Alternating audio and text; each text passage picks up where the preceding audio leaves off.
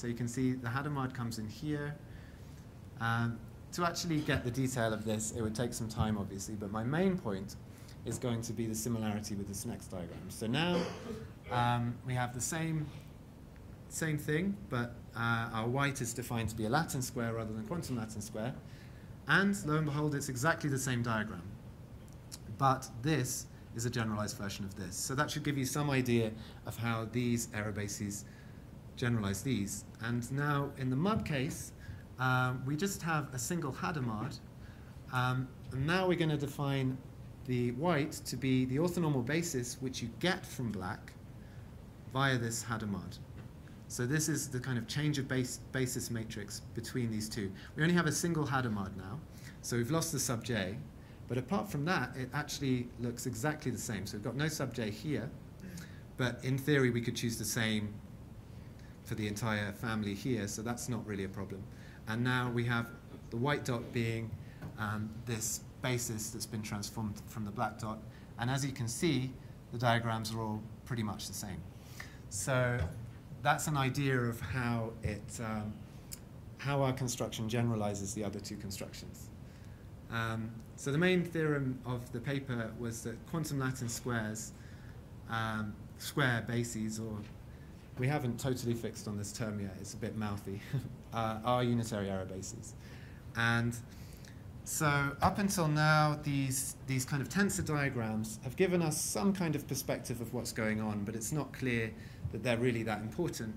But actually, you can do entire proofs using these things if you have all the axioms you need for each object involved. So if we know, I've already shown you what these three dots require as axioms.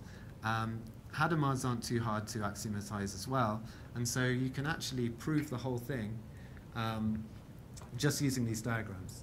And I'm not going to have time to show you that in detail, but I'll just flick through, and you just kind of unpack the definition, things move around, and suddenly, wow, you've proven it. And likewise, so this is proving the UEB kind of condition, and you end up with these delta functions, and that's how it all works.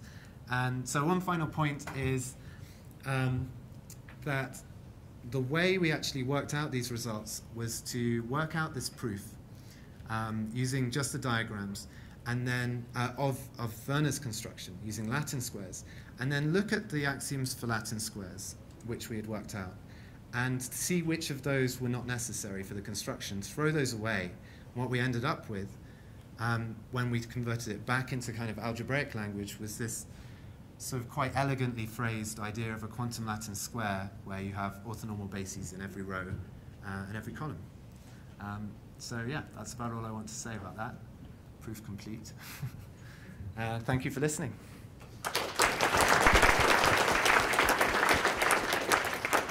Thank you. So some quick question, Andrew.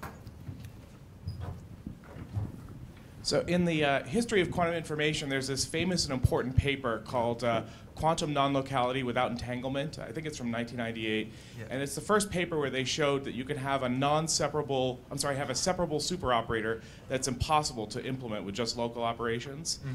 And the proof involved a quantum Latin square, exactly like the type you're talking about. Right. And they used that to construct the operator that they, analyzed in that paper. Yeah. Have you considered using your technique to study this kind of separation between non-locality and separability? I haven't actually. There's been, obviously, once you've got something like a quantum Latin square, you start to look at where people have used Latin squares and try and get it in there. And so I've thought of a few different applications, but that's not one that I've actually come across up till now. I didn't know about that.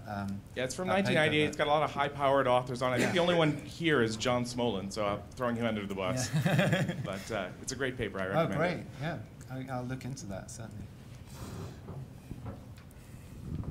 Maybe one more question?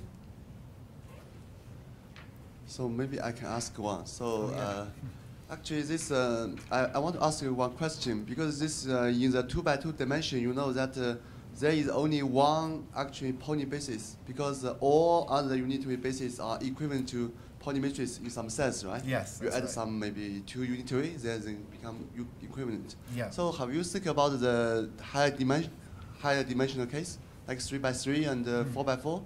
Yeah, of course. It's not particularly interesting to look at the qubit case because of that equivalence of all unitary error bases. So in our example, obviously we had to go up to dimension 4 in order to find something that we found lay outside of those other constructions. And I know that, so the algebraic construction and the Latin square construction are inequivalent, but they overlap. In low dimensions, most things you could naturally find lie in both. And it's quite easy to find in low dimensions something that you can make with a Latin square, but not the algebraic, the projective representation way. But the other way round took an example in dimension 164 before they could find something weird enough to kind of not be of the Latin square type, whereas our dimension 4 error basis is already clearly weird enough not to fit into anything else. So yeah, the dimension 2 case is not so interesting to look at because of that equivalence. Yeah. Okay, thank you.